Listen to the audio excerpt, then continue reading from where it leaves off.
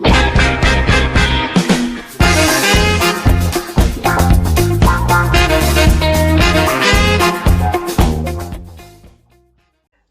terimalah salam dalam Dhamma, Namo Sang Hyang Adi Budaya, Namo Buddhaya.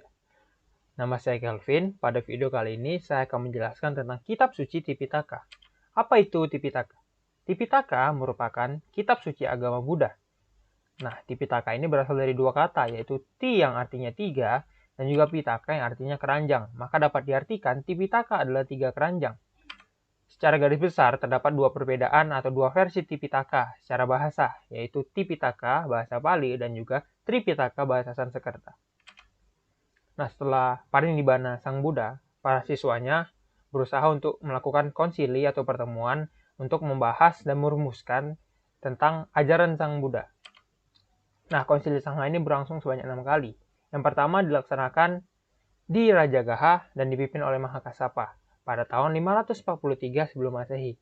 Nah, pada pertemuan pertama juga, mereka mengundang Yang Arya Upali untuk membahas dan mengulang Winaya, kemudian Yang Arya Ananda untuk mengulang Sutta atau khotbah-khotbah Sang Buddha.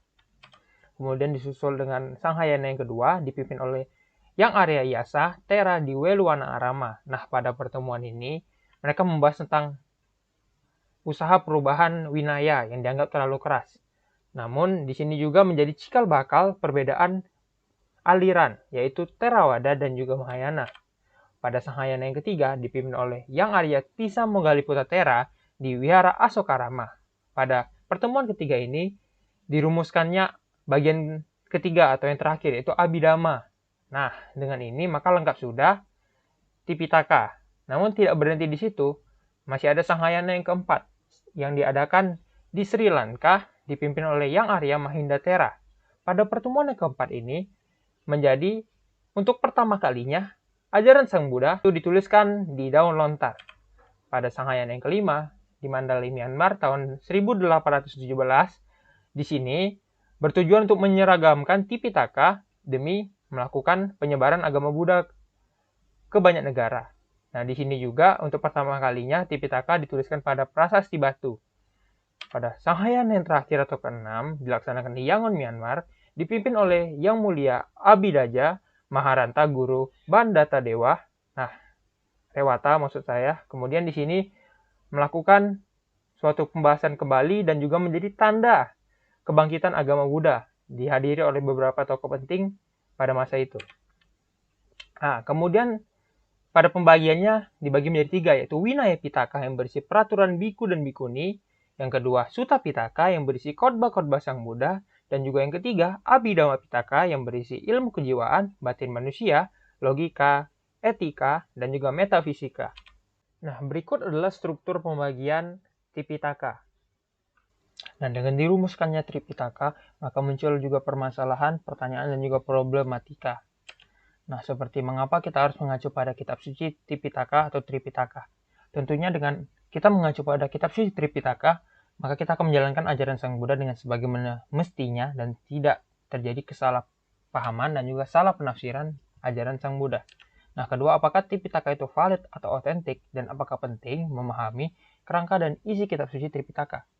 Nah, jumlah yang banyak dan juga isi yang kompleks dari Tipitaka membuat orang sedikit meragukan validitas dan juga otentiknya Tipitaka.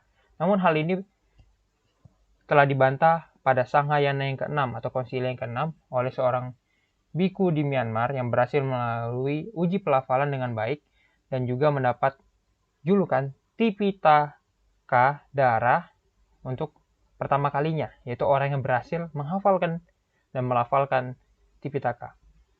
Dan apakah penting memahami kerangka dan isi? Tentu saja sebagai umat Buddha hal itu penting agar kita memahami apa saja yang menjadi ajaran Sang Buddha. Nah, bagaimana dinamika dan juga tantangan kitab suci Tipitaka? Nah, tentu saja pada masa ini jumlahnya yang sangat banyak dan juga kompleks akan membuat kita sendiri akan sulit belajar karena membutuhkan effort dan juga tenaga yang lebih. Nah, namun juga tantangan itu tidak hanya terjadi pada masa ini. Pada masa dulu, ketika konsili, para murid Sang Buddha harus melaksanakan pertemuan berkali-kali dan juga dalam rentang waktu yang lama untuk merumuskan Tipitaka hingga dapat ditulis pada daun lontar, dan akhirnya sekarang kita dapat temukan dalam versi buku. Dan juga esensi dan juga urgensi kitab suci Tripitaka untuk saat ini dan masa depan. Nah, sebagai umat Buddha tentunya kita